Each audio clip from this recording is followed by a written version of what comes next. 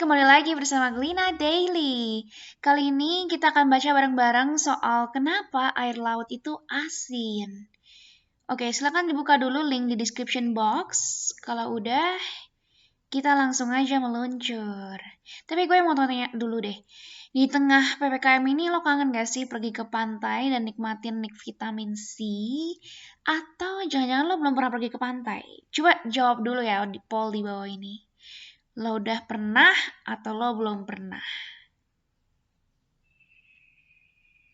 Nah, ketika lo lagi kecipak-kecipuk gitu ya, mungkin main air di laut, pasti ada aja kan momen dimana air laut tuh nggak sengaja masuk mulut lo. Dan ketika air laut itu bergejolak di atas lidah lo, pernah nggak sih lo bertanya-tanya, ini air laut kok asin ya? Nah, mantep banget nih. Hari ini kita bakal bahas air laut bareng-bareng. Yuk langsung aja kita jelajahi misteri air laut. Yang pertama, bagian pertama, kenapa air laut asin? Air laut asin pasti karena mengandung ion garam atau juga disebut natrium klorida NaCl kan? Ya, nggak salah sih. Tapi memangnya lo yakin mata air lain kayak sungai, danau, rawa, dan lain-lain tuh nggak mengandung NaCl sama sekali? Dan kalaupun benar ada kandungan garam di air laut, bisa timbul lagi pertanyaan baru, kok bisa ada kandungan garam di laut? Mari kita bahas kandungan garam di mata air yang berbeda-beda dan asal-usul kandungan garam di laut setelah ini. Tapi catat dulu bahwa natrium klorida maupun sodium klorida itu sama-sama mengacu pada kandungan garam dan dituliskan dengan lambang NaCl. Ya, itu sebenarnya karena perbedaan bahasa aja ya. Natrium itu lebih ke Latin gitu. Untuk membahas soal kandungan garam di berbagai mata air, kita harus tahu dulu apa itu salinitas atau tingkat keasinan. Salinitas dapat didefinisikan sebagai tingkat kandungan garam yang larut di dalam air. Nah, sebenarnya mata air dengan air tawar pun juga punya kandungan garam di dalamnya, tapi dikit banget, makanya nggak terasa asin.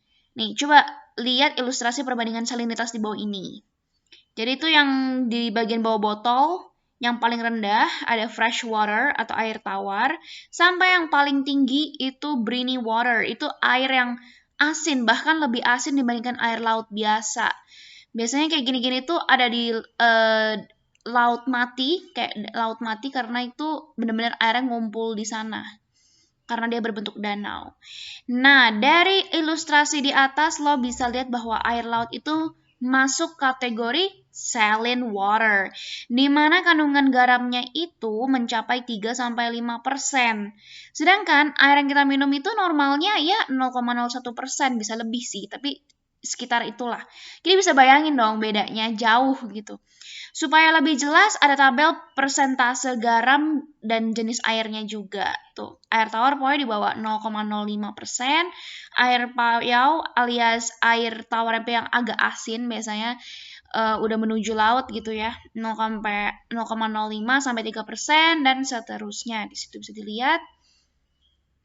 Oke, berarti sampai titik ini udah jelas kan kenapa air laut asin itu karena kandungan garam terlarutnya itu cukup tinggi dibandingkan air biasa, air tawar gitu ya, 3-5%.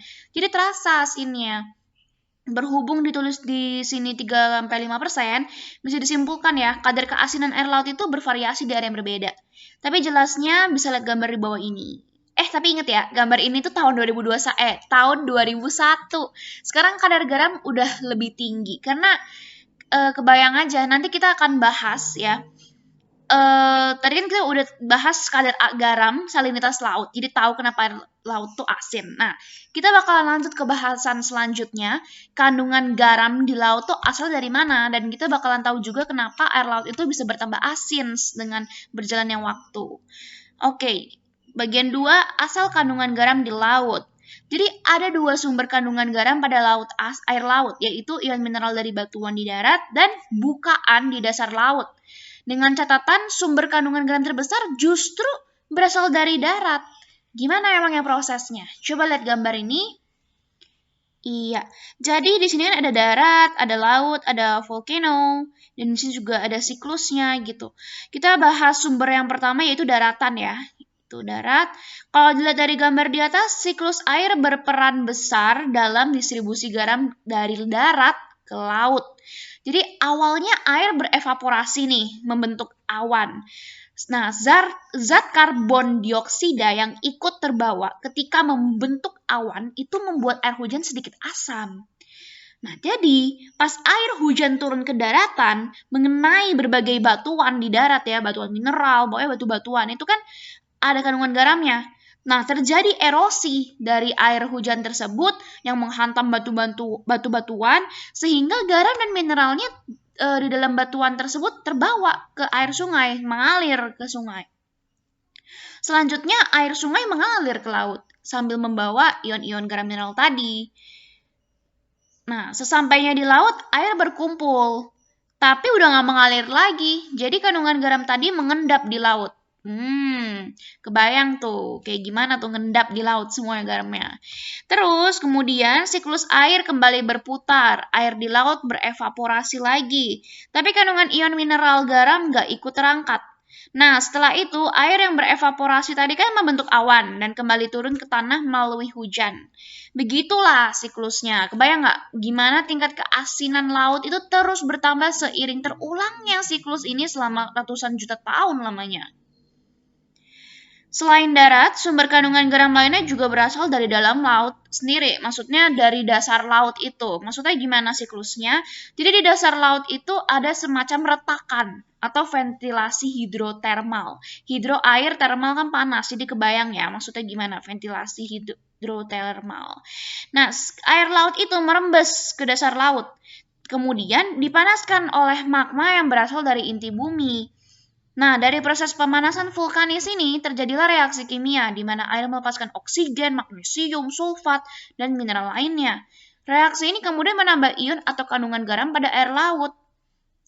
Nih, kalau lo lihat gambarnya, nih di sini. Tuh, ini kan yang coklat tuh dasar lautnya. Terus ini yang merah ini tuh kayak ada retakan-retakan, jadi makanya ada garis-garis ke dalam tanah, terus ada magma tuh panas. Nah, ini tuh mereka melepaskan berbagai macam senyawa tuh, ya kan? Jadi udah terjawab ya, dari mana asal kandungan garam di laut. Jadi dari darat, dari bukaan ventilasi hidrotermal juga ada. Nah, sebagai catatan tambahan, keasinan laut ini 90% memang dari natrium atau sodium klorida itu. Tapi 10%-nya lagi itu berasal dari mineral lainnya seperti magnesium dan sulfat. Nah, itu kan makanya kelihatan kan di situ ada magnesium juga di gambar ini yang dari US National Oceanic and Atmospheric Administration ya itu. Nah, ini boleh nih kalau misalnya mau baca juga penasaran gitu ya, kok bisa laut bertumbuh, boleh langsung diklik.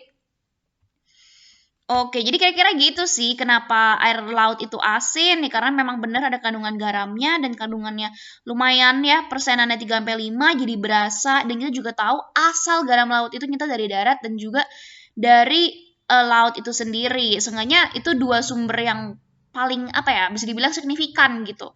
Nah, gimana Sobat Zenius? Apakah lo ada pertanyaan seputar topik kita kali ini? Atau mungkin lo ada ide buat artikel selanjutnya? Boleh banget. Kalau lo punya pertanyaan ataupun pernyataan, jangan ragu buat komen di kolom komentar, oke? Sampai di sini dulu artikel kali ini dan sampai jumpa di artikel selanjutnya. Ciao!